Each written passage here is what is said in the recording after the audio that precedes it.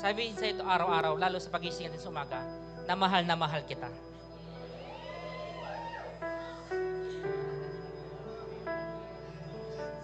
At sa araw na ito, sa harap ng ating Panginoon Diyos, sa harap ng ating witness, ating mga kaibigan, ating ka-churchmate, nais kong ipayag ang aking pag-ibig at pangako. Isa ka sa pinakabagong bidaya na tanggap ko sa Panginoon. Hindi ako magkasawang alagaan ka, pahalagahan ka, mahalin ka. Salamat sa pagiging ikaw, sa pagpasok mo sa buhay ko. Pangako, magiging tapat ako sa iyo, magiging asawa mo habang buhay, at magiging karapat-dapat sa pagmamahal mo. Kaya lubos ako nagpapasalamat sa ating Panginoon Diyos. Kasi po, ipinag-pray ko po talaga. Sabi ko, Lord, sa lahat ng aking mga pinagdaanan, gusto ko po bigyan mo po ako ng makakasama ko habang buhay, na kasama ko na nagpupuri at nagtataas ng kami sa iyo. Praise God, napakabuti ni Lord sa buhay ko. Kasi isa lang po yung pinag-pray ko, pero may kasamang 4 na blessings, 4 na pagpapala. Yun ay yung kanyang 4 na anak.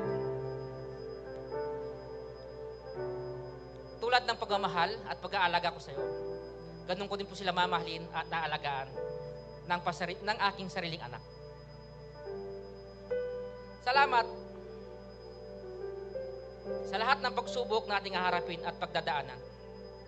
Kasama itong harapin, kasama ang Panginoon Diyos. Magkasama tayong bubuo na ating pangarap ng pamilya, simple, sama-sama. At kasama ang ating Panginoon Diyos sa ating buhay. May share ko lang din po. Hindi ko po ito makalimutan kasi ito po talaga yung nag-start po kaming dalawa. Lalo po nung nakilala ko po siya. Ito po yung first date namin, dinner date po sa Granada Mall.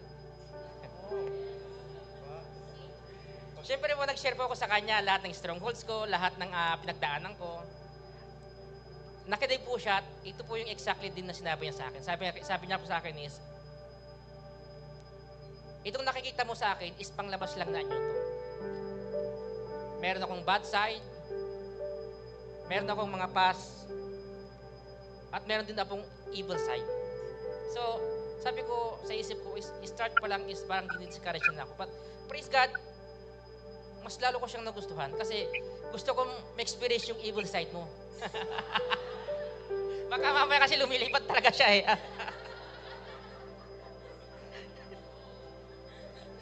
But, kaya nga, Yobo, sa lahat ng evil side mo, kasama yan sa pagkatao na minahal ko sa'yo.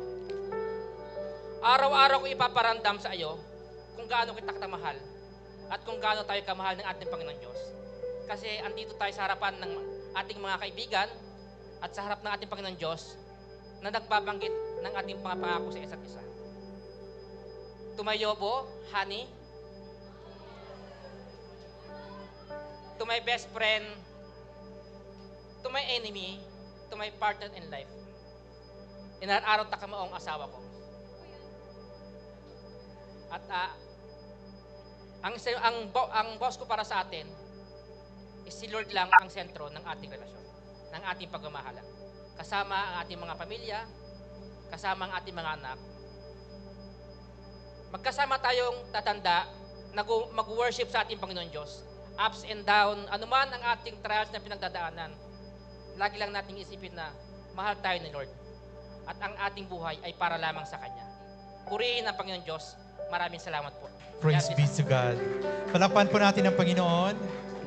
Thank you, Jimmy. You are going to remain standing. Thank you for the words. Marriage vow is very important. Marriage vows, pag nandito ka talaga sa harapan, parang wow. Because the words comes out from your mouth, it comes from your heart. Thank you, Jimmy. And let the words comes out from your mouth kay Ate Jeremy. You're going to feel it. And let God will bless you both. Brothers and sisters in Christ, we're almost end this ceremony. But before we are going to proceed the next part, may we call on the ring bearer to please come. Sana yung mga apo ni Lolo Paz. Halika kayo dito. Ring muna.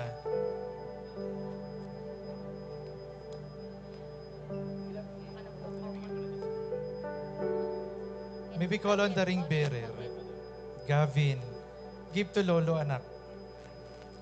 Maraming salamat.